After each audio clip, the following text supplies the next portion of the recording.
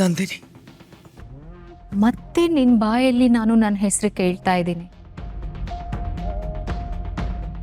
ನನ್ನ ಜೀವನನ ಹಾಳು ಮಾಡಿದ್ದೀನಿ ಅಂದ್ಕೊಂಡು ನೀನು ನೆಮ್ಮದಿಯಾಗಿದ್ದೆ ಅಲ್ವಾ?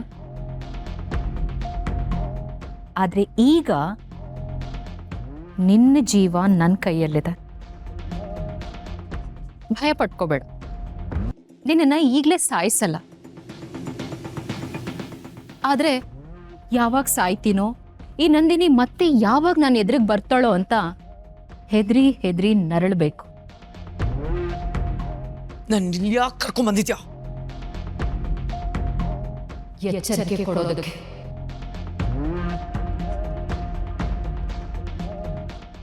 ನೀನು ಎಂತವಳು ಅಂತ ಗೊತ್ತಿದ್ದು ಕೂಡ ಅಕ್ಕ ಅನ್ನೋ ಒಂದೇ ಒಂದು ಕಾರಣಕ್ಕೆ ನನ್ನ ಗಂಡ ಇನ್ನೂ ನಿನ್ನನ್ನು ನಂಬಿದ್ದಾರೆ. ಹಾಗಂತ ಅವ್ರ ನಂಬಿಕೆನ ಉಪಯೋಗಿಸ್ಕೊಂಡು ಮತ್ತೆ ಮೆರಿಬಹುದು ಅಂದ್ಕೋಬೇಡ. ಆ ಮನೇಲಿ ನೀನು ಇದ್ದೂ ಇಲ್ಲದ ಹಾಗಿರ್ಬೇಕು.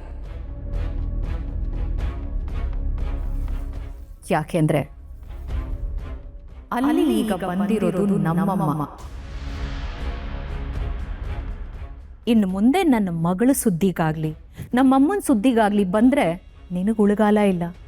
ಅಂಥ ಧೈರ್ಯ ಮಾಡಿದ್ರೆ ಏನಾಗಬಹುದು ಅಂತ ತೋರಿಸೋದಕ್ಕೆ ಇದೊಂದು ಸಣ್ಣ ಉದಾಹರಣೆ ಅಷ್ಟೆ. ಕೆಟ್ಟ ಗುಣ ಇರೋ ನಿನ್ನಂತೋರು ಕೆಟ್ಟ ಕೆಲಸ ಮಾಡೋದಕ್ಕೆ 100 ದಾರಿ ಹುಡುಕ್ಬೋದು.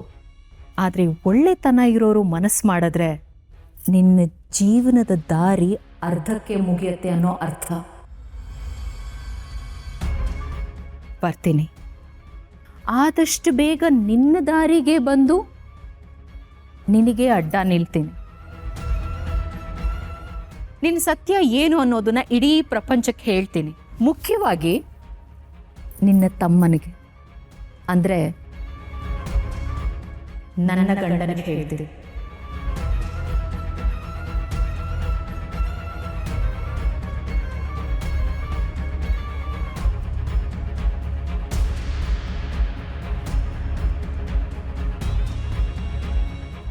ಅಲ್ಲಿವರೆಗೂ ಬದುಕೋಕ್ ಬಿಡ್ತೀನಿ. ಬದುಕೋ ಹೋಗ್. ಆದರೆ ಭಯದಲ್ಲೇ ಬದುಕಬೇಕು. ಇನ್ನು ಮುಂದೆ ಹಾಗೇ ಬದುಕಬೇಕು. ಬದುಕ್ತೀಯ?